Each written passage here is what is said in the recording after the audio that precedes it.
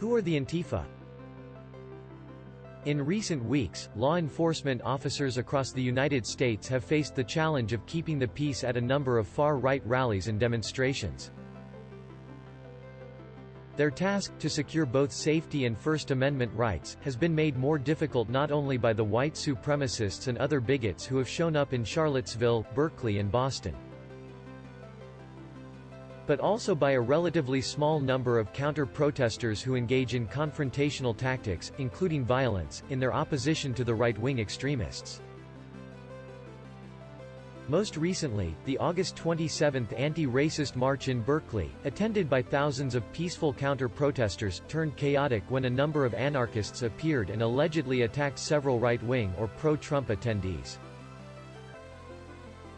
These violent counter-protesters are often members of the Antifa, a loose collection of groups, networks and individuals who believe in active, aggressive opposition to far-right-wing movements.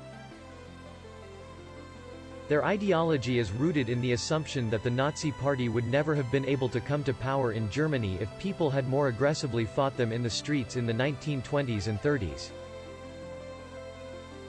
Most Antifa come from the anarchist movement or from the far left, though since Trump's election, some people with more mainstream political backgrounds have also joined their ranks.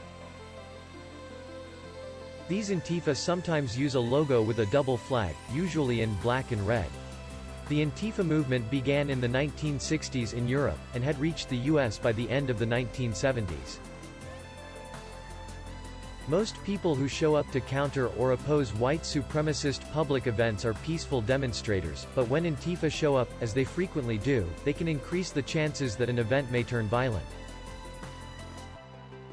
Today, Antifa activists focus on harassing right-wing extremists both online and in real life. Antifa is not a unified group, it is a loose collection of local regional groups and individuals. Their presence at a protest is intended to intimidate and dissuade racists, but the use of violent measures by some Antifa against their adversaries can create a vicious, self-defeating cycle of attacks, counter-attacks and blame.